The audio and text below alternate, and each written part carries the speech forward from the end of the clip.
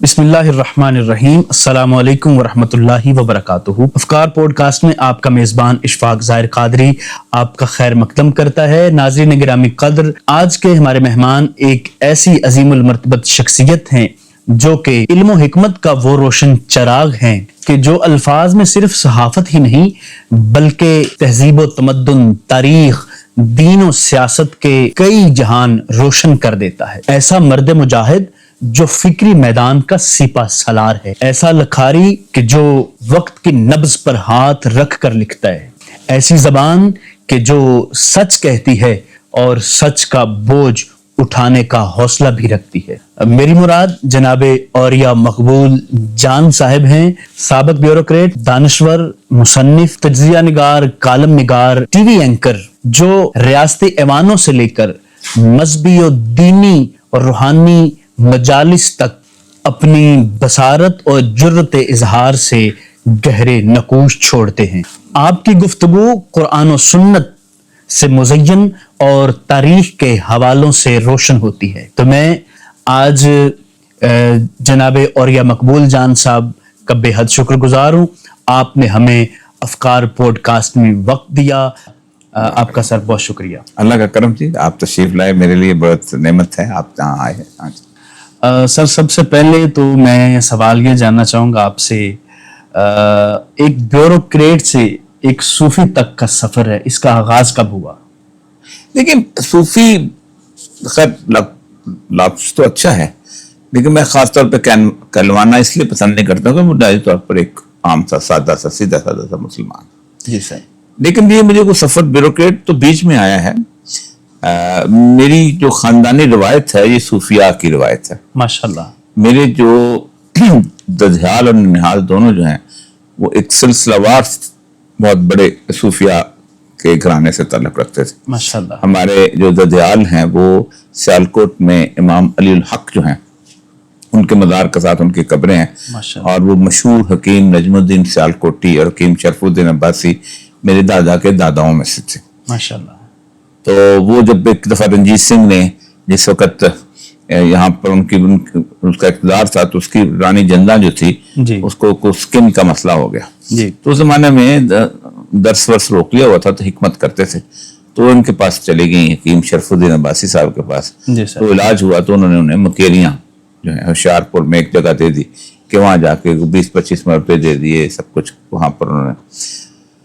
تو وہاں پر کچھ دیر سے تو ان کے مرشد نے کہا کہ تم یہ مربوں کے پیچھے پڑے ہو جاؤ، امرتسر میں جا کے ایک مسجد نئی بن رہی ہے وہاں پر خیر الدین، وہاں پر جا کے چلے جاؤ۔ واہ۔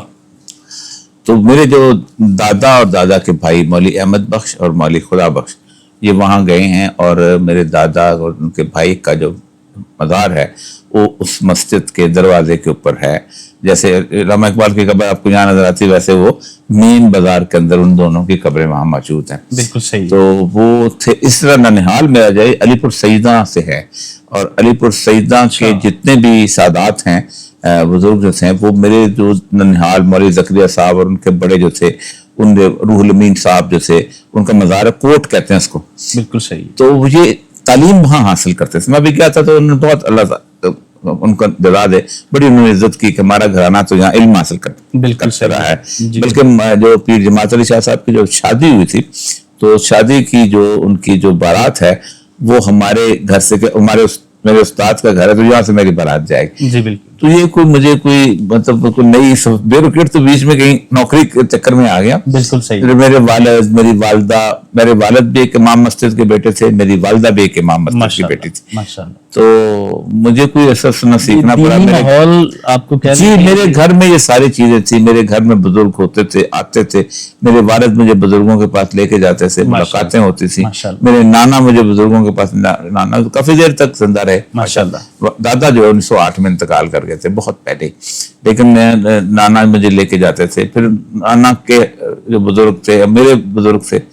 تو یہ کوئی تصوف جو ہے جو صوفی ہونا جو ہے کوئی نہیں بات نہیں ہے میرے لیے، صحیح مجھے تو خون میں ملا ہے۔ بالکل صحیح۔ اچھا سر، ہماری نوجوان نسل مغربی نظریات اور الحاد کی طرف مائل ہو رہی ہے، قرآن و سنت سے کیا پیغام دینا چاہیں گے آپ؟ دیکھیں سب سے پہلی بات تو یہ ہے کہ الحاد کی طرف کیوں مائل ہو رہی ہے۔ جی بالکل۔ یہ آج کا تو المیہ نہیں ہے، ٹھیک ہے۔ یہ بنیادی طور پر جس وقت مسلمانوں نے تراجم شروع کیے ہیں یونان سے جی، اور ان کا جو علم ان کے ہاں آیا ہے، دو بیسیکلی بنیادی مراکز تھے مسلمانوں کے، جی، ایک تھا بغداد اور ایک تھا تتیلیا، جسے ٹولیڈو کہتے ہیں. جی، تتیلیا تھا اسپین کے اندر جی، اور بغداد تھا، بظاہر بات ہے آج کل عراق کے اندر بھی موجود. یہ انسانی تاریخ کے سب سے بڑے علمی مراکز رہے ہیں آج تک. تو انہوں نے دنیا جہان کا علم جو تھا اپنے اس میں ترجمہ شروع کیا، صحیح، بہت بڑا ترجمہ کیا. جی بالکل، میرا خیال ہے کہ اتنا بڑا ترجمہ انسانی تاریخ میں نہیں ہوا. اچھا، اور وہ کہتے یہ ہیں کہ اگر یہ ترجمہ نہ کرتے تو یہ یونان ہے، یہ چین ہے، یہ ہند ہے، یہ مصر ہے، یہ علم جو ہے دنیا تک نہ پہنچتا، نہ کوئی افلاطون کو جانتا اور نہ وہ کسی کو کہتے ہیں ارسطو کو، نہ کسی اور کو جانتا. ان لوگوں نے تراجم کیے، پھر اس کے بعد انہوں نے آگے بہت بڑے علم حاصل کیا. آگے بڑھے. اس زمانے میں فلسفے کا بہت بڑا حملہ ہوا تھا اور فلسفہ جو تھا نیم ملحد وہ تھا اس قسم کا کہ تھوڑا سا اللہ کو دیکھنا ہے. اور فلسفے کے بنیادی 5 سوال ہی ایسے ہیں کہ جو آپ کو الحاد کی طرف لے کے جاتے ہیں، لیکن ان کو حل تو کرنا ہے. میں کون ہوں، یہ کائنات کیا ہے، میرا اس کائنات میں مقام کیا ہے، اس کائنات کا آغاز کیسے ہوا، یہ سارے سوال جو تھے یہ جستجو کے سوال. جی. تو پھر مسلمانوں نے اس علم کے رد کے لیے بہت بڑا کام کیا. ٹھیک ہے. امام غزالی کی 2 بڑی کتابیں ہیں، ان میں سے ایک اہم کتاب ہے ان کی تحافت الفلاسفہ. جی. اور کہتے یہ ہیں کہ اگر وہ تحافت الفلاسفہ نہ لکھتے تو مسلمان آج بھی پھنسے ہوئے ہوتے اور آج بھی وہ جیسے یورپ الحاد کی طرف مائل ہو گیا ویسے. دوسرا جو حملہ ہوا ہے وہ ہمارے زوال کے وقت حملہ ہوا ہے. اور زوال اس وقت آیا ہے کہ جب یہ آخری جو 3 صدیاں ہیں جس میں مسلمانوں کی تمام سلطنتیں جو تھیں وہ مغربی طاقتوں کے پاس آ گئے تھے. رسول اکرم صلی اللہ علیہ وسلم کی حدیث ہے کہ تم ایک زمانہ تم پر ایسے آئے گا، پوری دنیا کی اقوام جو ہیں تم پر ایسے چڑھ دوڑیں گی جیسے دسترخوان پر کسی کو بلاتے ہیں. تو صحابہ نے پوچھا یا رسول اللہ کیا ہم تعداد میں کم ہوں گے؟ فرمایا تم تعداد میں تو اتنے زیادہ ہوگا اس کا تم تصور نہیں کر سکتے، لیکن تمہاری تعداد ایسے ہوگی جیسے پانی کے اوپر بہتے ہوئے خس و خاشاک ہوتے ہیں. اور تم نے ایک چیز پیدا ہو جائے گی، وہن. صحابہ نے پوچھا یا رسول اللہ وہن کیا ہے؟ انہوں نے کہا کہ وہن کا مطلب ہے کہ زندگی سے پیار اور موت سے خوف کرنا. تو یہ چیزیں دیکھیں، افریقہ میں مراکش سے، سودان سے، مصر سے لے کے یہ جو پورے کا پورا خلافت عثمانیہ کے تمام عرب ممالک سے لے کے ایران، پاکستان، انڈونیشیا، یہ سارے کا سارا جو تھا یہ مغربی طاقتوں کے قبضے میں تھا. بالکل. انڈونیشیا والے ڈچ تھے، ہمارے ہاں برصغیر پاک و ہند میں انڈیا اپنا وہ آ گیا ہوا تھا، برطانیہ آ گیا ہوا تھا، کچھ فرانس کے پاس تھا، افریقہ. یہ ساری قوتیں جو تھیں یہ وہاں پر ہمارے پہ قابض تھے. ٹھیک ہے. یورپ میں 1779 جو ہے جی یہ ایک ٹرننگ پوائنٹ تھا. صحیح. اس سے پہلے ہوا یہ تھا کہ یورپ پورے کے اندر عیسائیت جو تھی وہ اس نے پنجے گاڑے ہوئے تھے. بادشاہ کے اوپر پوپ کا مقام ہوتا تھا اور بادشاہ اس وقت بن نہیں سکتا تھا جب تک پوپ اس کی منظوری نہیں دیتے. اسی لیے جب برطانیہ والے نے بغاوت کی کیتھولک چرچ سے، روم کے چرچ سے، تو انہوں نے اپنا چرچ بنا دیا جس کو اینگلیکن چرچ کہتے ہیں اور اس کا سربراہ بھی بادشاہ بنا دیا. ابھی جو ہوتا ہے ابھی جو کنگ چارلس ہے یہ چرچ کا سربراہ ہے اور وہ چرچ کا سربراہ اگر نہ ہو تو بادشاہ نہیں بن سکتا. تو جب جو کہتے ہیں سیکولرزم کوئی نہیں، ایسی بات نہیں ہے، وہاں سیکولرزم جو ہے ویسے دفن ہو چکا ہوا ہے ان کے اپنے معاملات کرتے. تو اس کی ایک تحریک چلی کیونکہ چرچ ظالم تھا. چرچ اپنے تمام منحرفین جو تھے، ان کے مخالف جتنے بھی لوگ تھے ان کو اٹھاتا تھا اور اٹھا کے ان کو پکڑ کے ایک قید خانے میں رکھتا تھا اور قید خانے میں ان کو جکڑا ہوتا تھا اور کالر لگا کر نا جن کی گردن کو وہاں بھی ساتھ تصویریں موجود ہیں ان قید خانوں کی جو کہ پیرس کے اندر باقی جگہ. پھر ایک دن شہر کے بیچوں بیچ بہت بڑی آگ روشن کی جاتی اور کہا جاتا تھا کہ یہ لوگ جو ہیں یہ منحرفین ہیں، اس میں شیطان آ گیا. اس کو کہتے ہیں وچ کرافٹ، یعنی وچ کہتے ہیں ایک بلا آ گئی ہے، چڑیل آ گئی. تو اس چڑیل کو ہمیں نکالنا ہے. تو پادری کھڑے ہو کے بائبل پڑھتا تھا اور ان کو بڑی بڑی مجنیکوں سے اس آگ میں پھینک رہتا تھا. لوگ تالیاں والیاں بجا کے واپس کر آ جاتے. صحیح ہے. اسی طرح چرچ جو تھا وہ قابض تھا باقی سے. اس چرچ کی بادشاہت کے خلاف، اس ظلم کے خلاف سب سے پہلے تو کھڑا ہوا رومن کے مقابلے میں پروٹیسٹنٹ جو تھا مارٹن لوتھر کنگ. اس نے کہا یہ بدماش لوگ ہیں. یہ ویسے کہتے ہیں ننے جو ہیں بہت پاکیزہ حضرت عیسیٰ کی بیٹیاں, خدا کی بیٹیاں, بے شمار ناجائز بچے وہاں گھومتے پھر رہے ہیں. اور اس نے ایک باقاعدہ مذہب بنایا پروٹیسٹنٹ, جن کو انہوں نے قتل کرنا شروع کیا. بہت ظلم ہوا تھا. اس کے خلاف ایک تحریک اٹھی تھی اینٹی مذہب. Religion has no business with the state. State کے اندر کیونکہ ریلیجن ہمیں لڑاتا ہے, ہمیں یہ کرتا ہے, وہ کرتا ہے. وہ 1779 کے اندر وہ انقلاب مکمل ہوا. اس دوران ہم انگریز نے دو علاقے فتح کر لیے تھے ہمارے.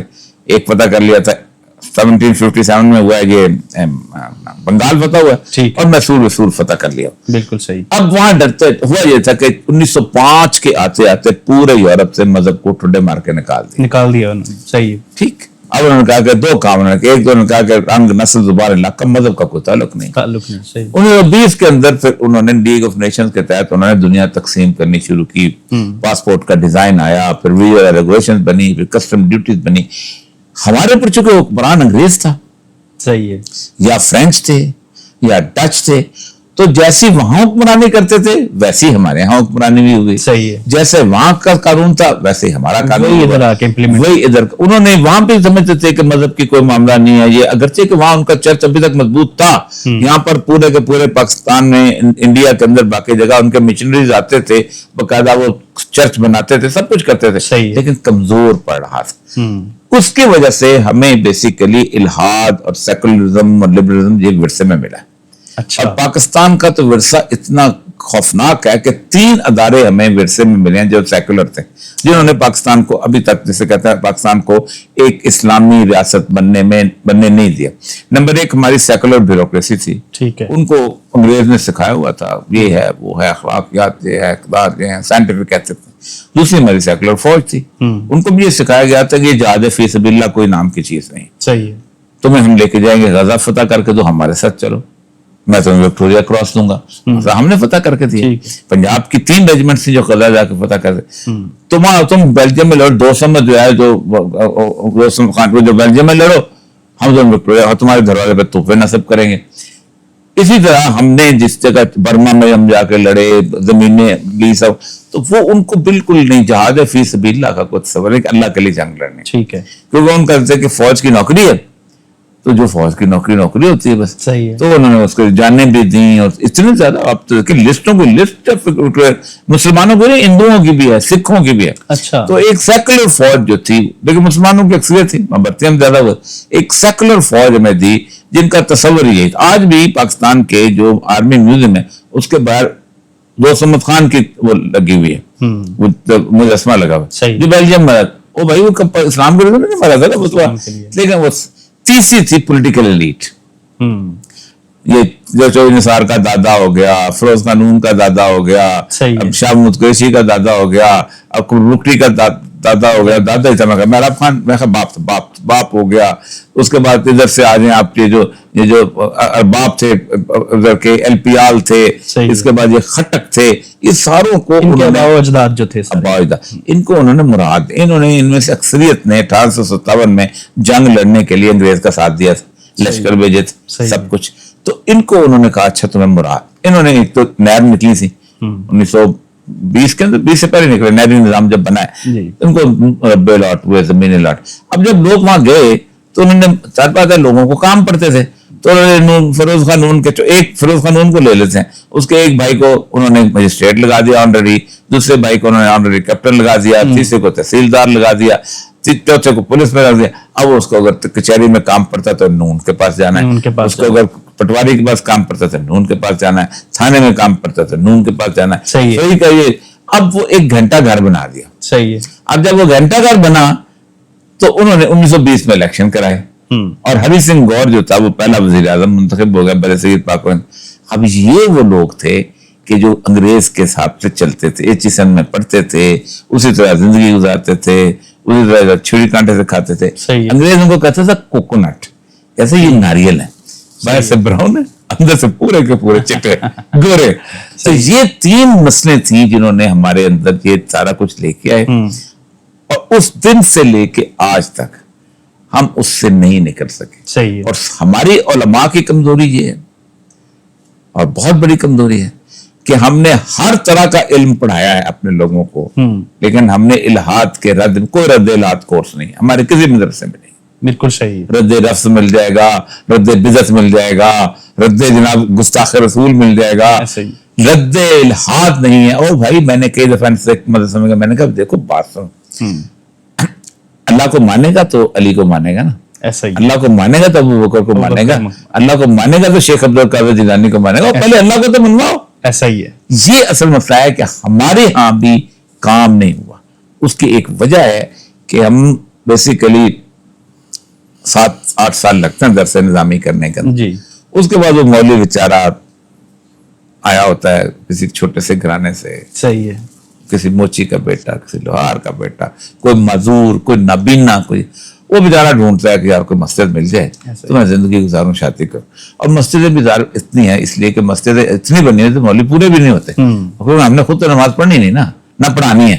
چلو پڑھ بھی لیں، پڑھانی ہے ہمیں. آپ کسی کو کہیں نماز کے لیے آگے کھڑو، ایسے لگتا ہے کہ جیسے کچھ چوری کرنے کے لیے اس کو کہہ رہے ہیں، ایسے ڈرتا ہے، ایسے وہ اس کی ٹانگیں کانپتی ہیں. تو اس میں لگ جاتے ہیں. باقی کام نہیں ہم نے کیا جو کہ امام غزالی کے وقت میں، ابو علی سینا کے وقت میں، امام جرزی کے وقت میں، اس کے بعد نیشا پور کے ادارے کے اس کا کام تھا، تتیلیہ کا جو کام تھا، اس کے بعد ایون محمود غزنوی کے دور کا جو غزنی تھا اس کے اندر اپنے دور کے اتنے بڑے بڑے عالم سے، البیرونی وہ شخص ہے محمود غزنوی کے دربار کے ساتھ وابستہ تھا جس نے دنیا کا قطر معلوم کیا تھا. اور آج جو دنیا کا قطر سائنس نے معلوم کیا اس میں اور اس میں 1 انچ کا فرق نہیں. تو ایسے ایسے لوگ تھے پر ہم نے نہیں کیا. ہم نے کہا نہیں بس ٹھیک ہے.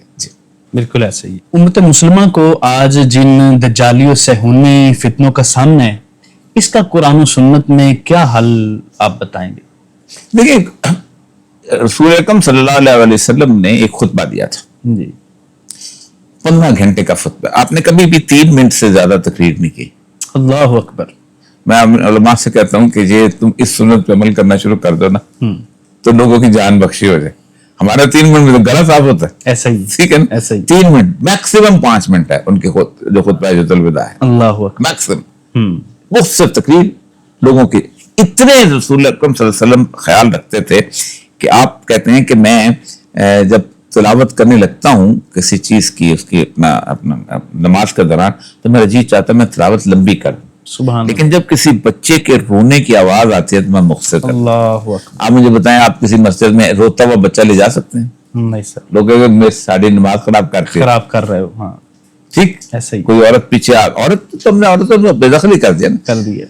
تو آپ صلی اللہ علیہ وسلم نے خطبہ دیا تھا. آپ نے آنے والی تمام تر باتوں کے بارے میں تقریباً 2.5 سے 3.25 ہزار حدیثیں ہیں جو آپ نے اپنے اس خطبے سے نکلی، جس کو نعیم بن حماد جو تھے انہوں نے باقاعدہ اس کو ایک کمپائل کیا تھا کتاب کے طور. ٹھیک ہے. کتاب الفتن انہوں نے لکھی تھی. یہ کتاب تقریباً 1200 سال تک چھپی رہی. صحیح ہے. عربی میں تھی کتاب، ہم لوگ پڑھتے ہیں. ہمارے یہاں علماء اسی بھی چکر میں رہتے تھے، کون خالی رہ گئے تو ہوئے کہ نہیں ادھر ہاتھ باندھنا ہے، ادھر باندھنا ہے، ادھر باندھنا ہے، یوں کرنا ہے، 2 دفعہ کرنا ہے، 1 دفعہ کرنا ہے. اس چکر میں لڑائی ہماری ختم. اب پڑھتے ہی تھے فتنہ کے در سے آ رہا ہے. تو میں نے 2012 میں اس کو ترجمہ کروایا تھا، 2 سال لگوا کے اس کو چھاپا. ایک تو وہ یہ امام احمد بن حنبل کے ساتھ جیل میں رہے تھے اور جیل میں ان کا انتقال ہوا تھا. نعیم بن حماد کو بہت بڑے آدمی تھے. ٹھیک ہے. تو اس طرح تمام کتابوں کے اندر بخاری ہے، مسلم ہے، ترمذی ہے، ابن ماجہ ہے، ان سب میں فتن کے ابواب ہیں. اس میں آپ صلی اللہ علیہ وسلم نے بتایا تھا کہ آخری دور کے اندر یہ صورتحال پیدا ہوگی. وہ آج بالکل ایگزیکٹلی یہی صورتحال. 25 سال پہلے کبھی کہتے تھے لوگ یہ ایسی باتیں کرتے ہیں، لوگوں نے یہ بڑھائی ہوئی ہے. آج وہ روز روشن کی طرف 57 اسلام ملک ہیں. جن 4 ملکوں میں نبی کے وسلم نے کہا تھا لڑائی ہوگی وہیں ہو رہی ہے. یمن میں ہو رہی ہے، عراق میں ہو رہی ہے، شام کے علاقے میں ہو رہی ہے، اور ایران وہیں ہو رہی ہے. آج کا دور جو ہے، اب اس دور کے بارے میں جو صورتحال یہ ہے اس میں یہ ہے کہ آپ نے فرمایا تھا کہ یہودی غلبہ ہوگا، کیونکہ آپ نے فرمایا ویل للعرب، عرب کی تباہی. اب اور سب سے پہلے آپ نے فرمایا کہ اب عرب تباہ ہو جائے گا. یہاں تک ایک جوتی پڑی ہوگی اور ایک عورت پوچھے گی یہ جوتی تو قریش کہے گا، قریش دنیا میں نہیں ہوگا. لیکن آپ نے فرمایا اس سے پہلے فارس یعنی ایران تباہ ہوگا. تب ایران کا دیکھا. تو یہودی بنیادی طور پر 1909 میں آئے ہیں، 6 اکتوبر 7 اکتوبر. ٹھیک ہے. اور ہر کوئی اربپتی تھا، خود روتشیلڈ اربپتی تھا، وہ لے کے آیا تھا. وہ اپنا گھر بار چھوڑ کے، ایکڑوں کا گھر چھوڑ کے، اربوں روپے کا کاروبار چھوڑ کے ایک ایسی جگہ آ کے آباد ہوئے جافا کے ساتھ، ایک ریت کے ٹیلے کے اوپر، تل ابیب جسے کہتے تھے. اور اس کے اندر وہ کس لیے آئے؟ کیونکہ ان کو انہوں نے کہا ہوا ہے کہ ان کو بتایا گیا تھا کہ ہمارے ایک مسایہ آئے گا جو یہاں پر ایک عالمی حکومت قائم کرے گا، حضرت داؤد علیہ السلام کے تخت کی. اب نہ تو وہاں کوئی زمین تھی کہ جس کو آباد کرتے تو انہوں نے جا کے کچھ زیتون کے پودے لگا کے بیچنا تھا، نہ وہاں کو ٹیکنالوجی تھی کہ ان کو نوکریاں مل رہی تھی، نہ وہاں کو سونا چاندی کی کانیں تھی وہاں پہنچے. وہ ہم سے لڑنے کے لیے آئے نا. ہم ان سے لڑنے کے لیے بالکل تیار نہیں ہیں، سچی بات ہے. ہم اپنے اس میں مست ہیں، اور ہم کو وہی رسول اللہ کے حدیث کے پورا انہوں نے خیبر تک آپ پہنچنا ہے، اچھا لے لینا ہے. پھر مدینہ اس کا آپ اس میں امران البیت المقدس خراب الیسر، بیت المقدس کی آبادی یعنی بیت المقدس کا مین سینٹر پہ ہونا، مدینہ کی ویرانی، مدینہ ویران ہو جائے گا. یہاں تک حدیث آتی ہے کہ مسجد نبوی میں جنگلی جانور جو ہیں وہ گھومتے پھرتے نظر آئیں. اس وقت ایک شخص جو ہے وہ بھاگ کے مکہ آئے گا، امام مہدی جس کو کہتے ہیں. اس کی زبردستی بیعت ہوگی. جب وہ بیعت ہوگی تو شام کا علاقہ، اب شام کے اندر صرف شام نہیں آتا، اردن بھی ہے اور لبنان بھی ہے، فلسطین بھی ہے، وہاں سے ایک لشکر بھیجا جائے گا اور وہ لشکر جو ہے وہ دھسا دیا جائے گا بیضاء کے مقام پر. یہ واحد امام مہدی کی نشانی ہے جو دنیا کو پتہ چلے گی. جب وہ پتہ چلے گی تو باقی تو تباہ ہو چکے ہوں گے ملک. تو خراسان کی جگہ جو کہ افغانستان ہے، کچھ حصہ ہمارا جو ہے اٹک سے اوپر جو کے پی کے کا علاقہ ہے وہ ہے، اور تھوڑا سا ایران کا علاقہ بھی ہے، مشہد کا تھوڑا سا علاقہ، زیادہ نہیں. یہ اس علاقے، اور ایرانی خود بھی ان سے بہت نفرت کرتے ہیں. اگر ایرانیوں سے آپ سے گئے نا اونچی بولیں تو اس کو کہتے ہیں شما خراسانی است، تم خراسانی ہو، بدتمیز اور جاہل آدمی، اس کو جاہل کہتے ہیں. حالانکہ وہاں امام رضا کا مزار ہے. تو وہاں سے وہ لوگ اٹھیں گے یہ افغانستان سے، اور وہ امام مہدی کی مدد کے لیے جائیں گے، اور آپ نے فرمایا ایلیا میں گارڈ دیے جائیں گے، اور وہ پھر ایلیا فتح کریں گے، پھر آگے جنگیں شروع ہوں گی. بالکل صحیح ہے. اچھا سر، موجودہ ہمارا جو نظام ہے پاکستان کا یا امت مسلمہ کی بات کریں گے، بطور خاص پاکستان کی بات کر رہے ہیں، ہمارے موجودہ نظام میں، نظام تعلیم میں، میڈیا میں یا اوورآل نظام میں آپ کیا سمجھتے ہیں کس حد تک دجالی فتنہ جو ہے وہ اثر انداز ہم غلام ہیں مکمل طور پر دجالی. اللہ تبارک تعالیٰ نے جو سب سے اہم ترین بات کی ہے، اللہ فرمایا یکفر بالطاغوت ویؤمن باللہ، طاغوت کا انکار کرو. اللہ کہتا ہے ہم نے تمہیں حکم دیا تھا کہ فیصلے ہمارے بارے میں متعلق کرو. من لم یحکم بما انزل اللہ فاولئک هم الکافرون. جو لوگ ہمارے اتارے ہوئے باتوں کو فیصلے نہیں کرتے وہی تو کافر ہے. اور کون کافر ہے؟ کافر یہی تو ہیں. تو ہم آپ کہتا ہے اللہ نے کہا کہ تمہیں کہا تھا فیصلے کرو، جیسے ہم نے کہا تم فیصلے اپنے طاغوت سے جا کے کراتے. اب طاغوت کون ہے؟ 3 کیٹیگری ہیں ایمان کی. ایک تو یہ ہے کہ مسلمان یعنی مومن، جی اللہ کو مانتا ہے اور اللہ کی مانتا ہے. اللہ کی مانتا ہے، صحیح ہے. ایک ہے فاسق، اللہ کو مانتا ہے، اللہ کی نہیں مانتا، صحیح ہے. ایک ہے طاغوت، اللہ کو نہیں مانتا، اللہ کی بھی نہیں مانتا، اور دوسروں کو بھی نہیں ماننے دیتا، روکتا ہے. وہ ہے اس وقت امریکہ. دنیا پوری، جیسے فرعون کو انہو طغا کہا ہے نا، تو فرعون عمل نہیں کرنا. اب اس وقت امریکہ اور یورپ جو ہے آپ کو عمل نہیں کرنے دیتے دین کے اوپر. وہ باقاعدہ ان کی پوری کی پوری این جی اوز بنی ہوئی ہیں. وہ باقاعدہ آپ سے کہتے ہیں کہ اگر تم نے یہ اسلامی قانون پاس کر دیا تو ہم ایڈ روک دیں گے. ہم اس کے ساتھ کھڑے ہوئے ہیں. تو پاکستان بیسیکلی جب تک طاغوت سے باہر نہیں نکلتا یہاں اسلام نافذ نہیں ہو سکتا. اور طاغوت سے باہر ہم نکل سکتے. میں وہ 3 بڑے ادارے بتا دیے ہیں، تینوں ان کے غلام، تینوں غلام ہیں. اچھا سر، یہ سننے میں آتا ہے یا مشاہدات میں آیا ہے کہ اسرائیل اور یہودیت دجال کے آنے کا انتظار بھی کر رہے ہیں اور انہوں نے تیاری بھی پوری کر رکھی ہے. کیا بینگ اے مسلم ہمیں بھی امام مہدی آپ کے آنے کا انتظار کرنا چاہیے اور تیاری کیا کرنی چاہیے ہمیں؟ دیکھیں ان کے ہاں ان تو تیاری کر رہے ہیں. ان کے ہاں جو ہے دیکھیں رسول اکرم صرف دجال لفظ نہیں کہا. اچھا، مسیح الدجال، جھوٹا عیسیٰ. جھوٹا عیسیٰ، وہ جھوٹا مسیح بن کے آئے گا. عیسیٰ ہونے کا دعویٰ کرے گا، نہیں مسیح بنے گا نا. مسیح کا البتہ آپ نے فرمایا جہاں چاہے گا بارشیں ہو جائیں گی، جہاں چاہے گا قحط ہو جائے گا. تو جو تو لوگوں نے ماننا ہے انہوں نے کہا کیا بات ہے کہ کرامتاں دیکھو، کمال. جس جگہ چاہے گا اپنا لوگوں کو قید کر آپ شکار کر گا، جس جگہ چاہے گا. آپ اس کے ایک ہاتھ میں پانی آگ ہوگا، ایک ہاتھ میں پانی ہوگا. اس کی آگ جو ہے وہ جنت ہے، اس کی پانی جو ہے وہ دوزخ ہے. مطلب یہ صورت حال ہو. آپ نے اس کے دور کے اندر ایک بندہ صبح کے وقت مومن ہوگا، شام کے وقت وہ کافر ہو جائے، کافر ہو چکا ہوگا. کوئی ایک فتنہ نبی اپنا کوئی نبی ایسا نہیں ہے جس نے اپنی امت کو دجال کے فتنے سے نہ ڈرایا. یعنی اس طرح کا ہوگا نا، اس کی طاقتیں قوتیں، بندے کو قتل کرے گا، زندہ کر دے گا، 2 دفعہ کرے گا، 3 دفعہ نہیں کر سکے گا نا. صحیح. آپ کہیں گے وہ اور کیا چاہیے، یہی تو حضرت عیسیٰ ہے، وہ بھی نہیں کرتے تھے. ٹھیک ہے. اس لیے اس ایمان بچانا بہت، اسی لیے رسول اکرم صلی اللہ علیہ وسلم نے اپنی پوری زندگی اتحیات میں بیٹھ کے یہ دعا ضرور مانگی ہے، اللہم انی اعوذ بک من فتنۃ المسیح الدجال.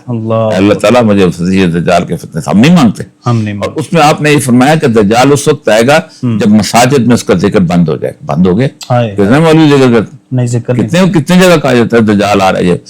صحابہ جو ہیں وہ کہتے ہیں جب ہم دجال کا ذکر سنتے تھے تو میں ایسے لگتا تھا جھاڑیوں میں چھپا ہوگا. اب میں نے جب دجال کا ذکر شروع کیا تو لوگوں نے مذاق اڑانا شروع کر دیا کہ جی مقبول جان کا بات سنو، دجال جو ہے سہیوال پہنچ گئے. یہ فکری لوگ بولتے تھے. صحیح ہے. تو ان کو اندازہ نہیں کہ دجال کا خوف تو ان کا مسایہ جو ہے وہ آئے گا، اور واقعی آئے گا بھی. دجلی فتنہ جو آنا ہے، اور وہ فتنہ جو ہے جس وقت یہ امام مہدی کی جنگیں ہوں گی تو یورپ پہلے تو ہمیں فتح کر لے گا، اس سے ان کی فتح ہو جائے. صحیح. خروج الملک، بڑی جنگ شروع کی، خروج الملک یفتل قسطنطنیہ، تو قسطنطنیہ فتح ہو جائے گا. صحیح. دوبارہ مسلمان جا کے فتح کریں گے، پھر دجال نکلے گا اور پھر مسلمانوں کو گھیرتا گھیرتا اتنے سے رہ جائیں گے کہ دمشق کی مسجد میں بیٹھے ہوں گے اور امام مہدی جو ہے اس وقت امامت کر رہے ہو. صحیح ہے. اور وہ کہے گا اب ختم کر دیں گے اس کو. وہاں پر حضرت عیسیٰ کو اتارا جائے گا اور پھر دجال کو ختم کریں گے. لیکن میں آج ہوں نا، میں تو امام مہدی کو نہیں دیکھا. مجھے اللہ پوچھے گا تو نے کیا کیا ہے، یہ صبح سویرے جو فجر سے لے کے تم نے رات تک دن گزارا، تم اپنی بتاؤ. امام مہدی تو آئے گا تو دیکھی جائے گی نا. وہ جو آئیں گے، یہی وجہ ہے کہ ہم آج تک یا تاریخ میں پڑھے ہوئے ہیں یا آنے والی بات. مثلا حضرت علی اور حضرت عائشہ سے ان کے امام حضرت عائشہ کی اور امیر معاویہ کی آپس میں جنگ، کون تھا کون نہیں تھا. ٹھیک ہے. اس کے بارے میں مجھ سے سوال قیامت کے دن نہیں ہونا. ٹھیک ہے. امام محمد بن حنبل سے پوچھا تم جنگ صفین اور جنگ جمل میں کہاں ہو گئے؟ اور میں اللہ نے میری تلوار کو خون آلود ہونے سے محفوظ رکھا، اس دور میں پیدا نہیں کیا. میں اپنی زبان کو کیوں خون آلود کروں؟ بہت اچھا. نہ مجھ سے یہ سوال ہونا ہے کہ میں نے امام مہدی جو تھا وہ اس کا انتظار کر رہا تھا. اللہ کا انتظار کس کا تم کر رہے؟ اپنے وقت کا جواب دو. کوفے والوں سے پوچھا جائے گا سیدنا امام حسین کے ساتھ کیا کیا تم نے، مجھ سے نہیں پوچھا جائے گا. اللہ اکبر. ان سے وہ اپنا جواب دیں گے. ہم ان کے جواب میں پڑے ہوئے ہیں یا آنے والے معاملات میں پڑے ہوئے. آج کے دور میں کوئی مسلمان زندہ نہیں ہے. سر آپ نے کربلا کی بات کی ہے، کوفے کا ذکر کیا ہے، چونکہ محرم کے ایام ہیں. سید الشہداء حضرت امام حسین رضی اللہ تعالیٰ عنہ اور شہداء کربلا، اور کربلا سے ہمیں کیا درس ملتا ہے اور ہماری زندگیوں میں یہ کیسے نظر آنا چاہیے؟ 2 بڑی حدیثیں ہیں. ایک وہ حدیث ہے جس کی وجہ سے ہم امام حسین کو سید الشہداء کہتے ہیں. اچھا، سبحان اللہ. آپ صلی اللہ علیہ وسلم گھوڑے پہ سوار ہو رہے تھے، ایک رکعت میں پہنچا، آپ نے کہا تمہیں بتاؤں افضل جہاد کیا ہے؟ اچھا، سبحان اللہ. فرمایا کلمۃ الحق عند سلطان الجاہر. اللہ. ظالم بادشاہ کے سامنے کلمہ حق ہے. اور دوسری حدیث بڑی کمال، حضرت حمزہ کا مقام پتہ چلتا ہے حضرت امام حسین کا. بالکل صحیح. فرمایا سید الشہداء حضرت حمزہ ابن عبد المطلب ہیں. بالکل ایسے. اور وہ شخص بھی سید الشہداء ہے جو ظالم بادشاہ کے سامنے کھڑا ہو اور شہید کر دیا جائے. واہ، اللہ اکبر. یہ تمام نشان حیدر جو ہیں اس بندے سے نیچے ہیں جو ظالم بادشاہ کے سامنے کھڑا ہو کے شہید ہوتا ہے. سب نیچے. واہ واہ واہ واہ سر، کیا بات ہے.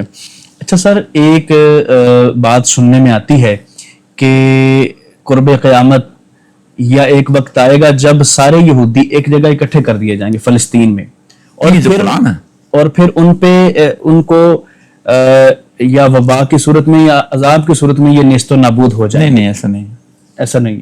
بالکل صحیح.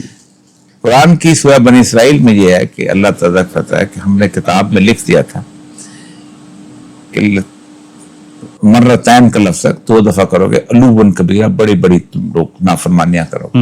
تو پہلی جب تم نے نافرمانی کی تو اپنے بندے بھیجے تو ہم نے تمہیں تباہ برباد کر دیا. یہ تھا کبودر نصر جو بخت نصر کے زمانے میں ہوا تھا، تو ان کا ہیکل تباہ کر کے ان کو لے گیا تھا.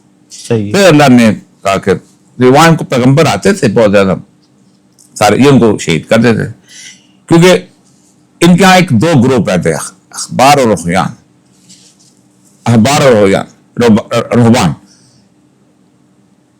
मौलवी और पीर। ठीक है। और इन्होंने अपना, अल्लाह कहता है ये क्या करते थे, तश्तरू आयात समनन कलीला, अल्लाह की आयातों को छोटी छोटी चीजें बेचते थे। बिल्कुल सही। तो इनके पास एक पैगंबर आए थे, यसा, उन्होंने कहा तुम यहाँ से चले जाओगे और अचानक तुम्हारे जो है ना एक आएगा मसीहा जो आलमी हुकूमत कायम करेगा। तो उन्होंने कहा हम यहाँ आराम से बैठे हैं, दजला फरात की जमीन है, सब इलाका है, वहां जाके क्या कर, इन्होंने यसा को कत्ल कर दिया, शहीद कर दिया, आरिज़ ज़िबा कर दिया। ठीक है। तो सारस आज़म ने इनको फतह किया, इनको वापस आके बात कर दी। अब हजरत ईसा को अल्लाह ने वो तमाम तर अलामतें दे के भेजा, किसी नबी को नहीं भेजा। बिल्कुल सही। आप माँ के पेट पैदा हुए बगैर बाप के, कहा ये तो वल्दुर्राम है नौज़ुबिल्लाह, आपने पालने में बोलने को उनको इज़्न दे दिया, उन्होंने बोलते हुए कहा मैं अल्लाह का नबी हूँ। फिर आपने उनको आंखें जो थी मादरजाद नाबीना हुई आंखें पे हाथ फेरते थे, वो ठीक हो जाता। फिर उसके बाद आप कोड़ी पे हाथ फिरते थे, मुर्दे को कहते थे कुंभ।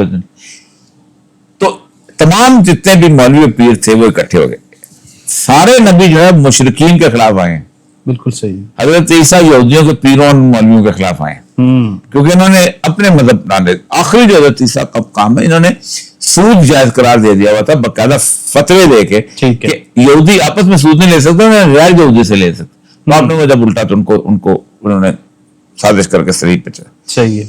उसके बाद अल्लाह दूसरी कहता है कि दूसरा दफा जो हुआ तो टाइटस अल्लाह फिर कहता है वो जेना बिकुम लफीफा, जब क़यामत नजदीक है, वज़ा जा वादुल आखिर, जब आखिरी वादा आए तो मैं तुम्हें पूरी दुनिया से खींच के इकट्ठा कर लूंगा। उससे पहले अल्लाह फरमाता है क़तानाहुम फिल अर्दि वहुम, मैं तुम्हें दुनिया के तमाम तुम पे कह दूं जाओ तफा हो जाओ, तुम कोई इंडिया चले जाओ, कोई नाइजीरिया चले जाओ, कोई यूरोप चले जाओ, बिखेर दिया अल्लाह। अब उन्होंने इकट्ठा कर ले, इकट्ठा किस लिए हुआ? हमसे लड़ने के, और हम लड़ने इसलिए कि सैयदना ईसा अलैहिस्सलाम जब तशरीफ लाएंगे तो अल्लाह को कि तुम्हारी मौत से पहले कोई अहले किताब ऐसा नहीं जो तुम पे ईमान न ले आए, उनको पेश किया जाएगा। और अल्लाह कहता है अगर तुम नहीं मानोगे तो इन तुम उदना, तो मैं तुम्हारे साथ वो करूंगा जो पहले किया था, पहले फिर दोबारा बर्बाद कर दो। ठीक है। तो यहूदियों के साथ तो मुसलमानों की जान करें, रसूल सल्लल्लाहु अलैहि वसल्लम तक़्तुलुन, तुम कत्ल करोगे यहूदियों को, तक 2 दफा कहा तक़्तुलुन, तुम कत्ल करो।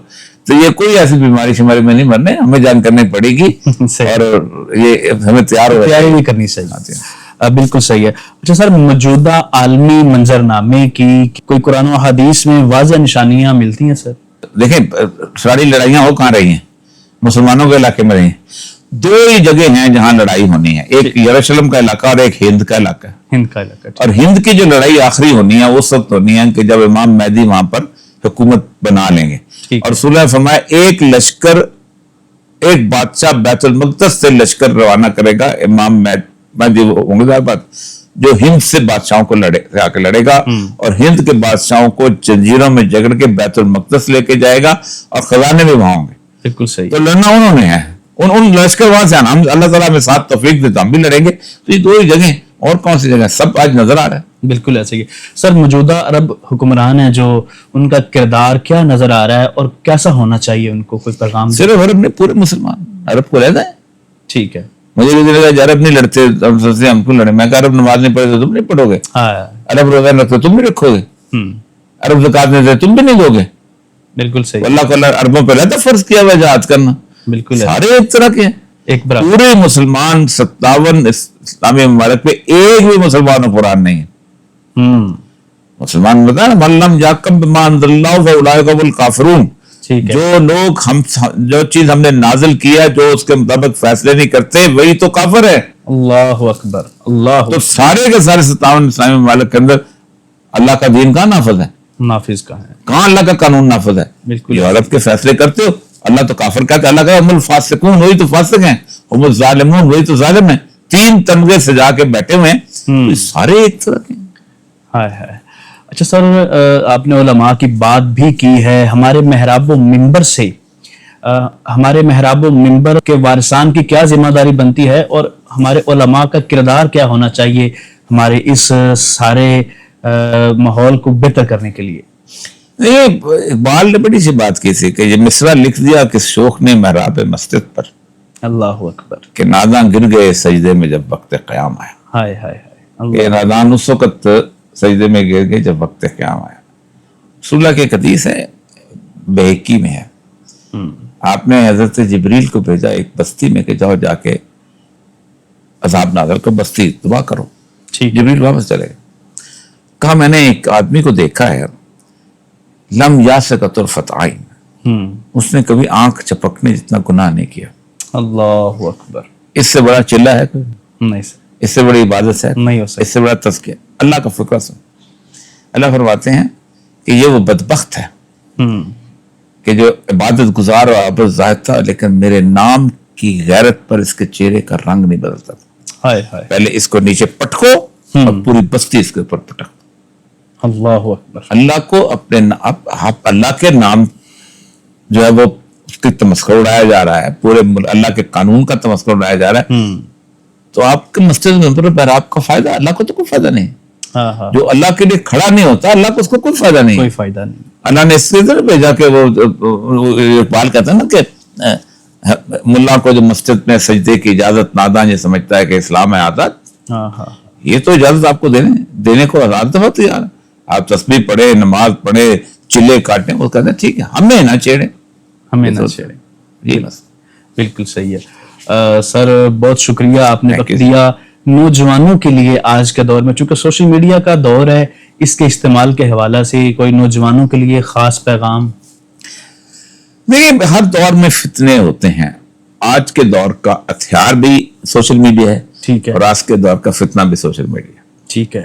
اس کو مثبت انداز میں کس طرح استعمال کیا جا سکتا ہے؟ دیکھیے, سب سے بڑی بات ہے کہ اگر آپ دین کا علم حاصل کریں گے, اس کے بارے میں کہا جاتا ہے گاربیج ان گاربیج آؤٹ.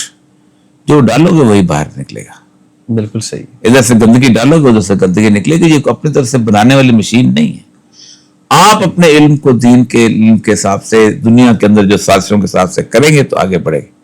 یہ نہیں ہو سکتا کہ میں تو علم حاصل نہیں کروں اور دوسرے کا علم جب میرے بچے تباہ کرتا رہے تو ہم کہیں گے جی وہ بڑا ہو گیا. جن لوگوں نے بھی اپنے اقدار کو, روایات کو, مذہب کو تحفظ دیا ہے, وہ اپنے علم کے اندر باقاعدہ راسخون فی العلم جسے کہتے ہیں, یہ بہت ضروری چیز ہے. باقی تلوار تھی, تلوار مدینے میں بھی لوگوں کے پاس تھی اور مکے والوں کے پاس بھی تھی. بدر میں بھی وہی تلواریں تھیں. آج میڈیا ہے آپ کا ہتھیار. سب ایک رسول اکرم صلی اللہ علیہ وسلم کی حدیث ہے کہ ایک فتنہ ہے جو عرب کے ہر گھر میں داخل ہوگا, ٹھیک ہے, جس میں قاتل اور مقتول دونوں جہنم میں جائیں گے. اس میں زبان, تلوار سے زیادہ زبان جو ہے وہ خطرناک. یہ وہ چیز ہے. بالکل صحیح. اچھا سر, آپ, یہ آخری سوال ہے, آپ اکثر جو آپ سے سنا گیا, آپ پاکستان کے بارے میں کہتے ہیں پاکستان ایک عظیم مقصد کے لیے بنایا گیا. آپ کیا سمجھتے ہیں, ہم اس مقصد میں کامیاب ہیں یا ہمیں کامیابی کے لیے کیا کرنا ہوگا؟ بالکل کامیاب نہیں رہے. اچھا, تباہ برباد کر دیا. دنیا پوری کا ہر ملک 199 یا 200 ملک ہیں, اپنے رنگ, نسل, زبان, علاقے کی بنیاد پہ بنے. ہم نے اللہ کے نام پہ بنایا تھا. ایسا ہی ہے. باقی سارے گھر ہیں, ہمارا مسجد, ہم نے مسجد میں گن ڈالا. ہمارا اب کاؤنٹ ڈاؤن شروع ہو گیا ہے, ہمیں سزا ملنی ہے.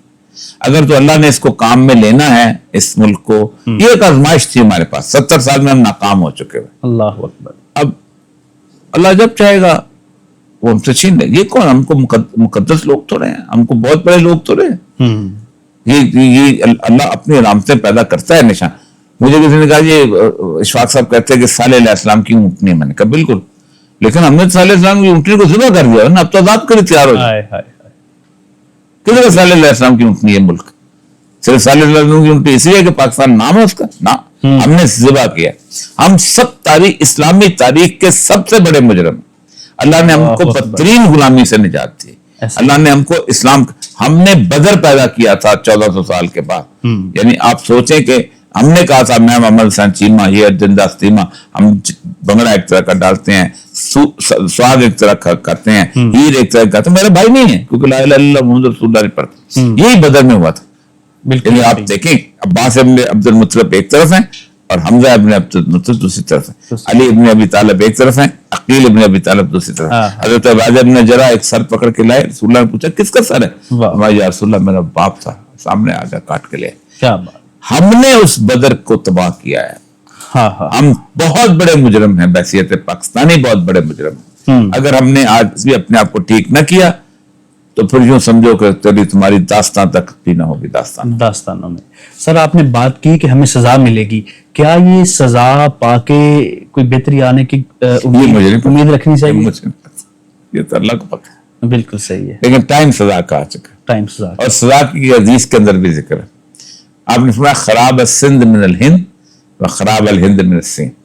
ایک قدور کی حدیث ہے، بیضاء الخراب فی الارض، دنیا میں خرابی پیدا ہوگی، بالکل حتی تخرب المصر، سب سے پہلے مصر میں ہوگی. ہمارے بارے میں کہا یہ جو اٹک سے نیچے علاقہ ہے سندھ ہے، فرمایا یہاں تباہی کرے گا انڈیا، وہ خراب الہند من السین، اور انڈیا کو تباہ کرے گا چین. یہ 1400 سال پہلے نبی کے وسلم کہتے ہیں. ابھی سوچا تھا کہ صرف ہماری انڈیا سے لڑائی ہوگی یا انڈیا سے چین سے لڑائی ہوگی. تو آپ صلی اللہ علیہ وسلم کے جو علم تھا، جو آپ نے مستقبل کے اندر اللہ تعالیٰ نے آپ کو عطا کیا ہوا تھا، اس سے اندازہ ہو گیا تھا کہ ہم اس قابل نہیں ہیں، خطہ ہمیں مل جائے گا، کیونکہ ہمارے ہاں اقبال پیدا ہو گیا تھا جس نے اس کو روح پھونکی تھی. اس اقبال کی علمی بصیرت کے صدقے ہمیں خطہ مل گیا تھا. لیکن رسول اللہ کو پتا تھا کہ ان کی کوٹل کو نہیں ہے، اور وہ کوٹل لگے گی. سر بہت شکریہ. بارے دیگر میں آپ کا شکر گزار ہوں، آپ نے وقت دیا. انشاءاللہ پھر کبھی کسی موضوع پر آپ سے وقت لے کے حاضر ہوں گے سر. اللہ کریم آپ کے علم میں، عمل میں، مسجد میں مزید برکات عطا فرمائے. اللہ کریم توفیقات میں اضافہ. آمین. جزاک اللہ خیر. Thank you sir.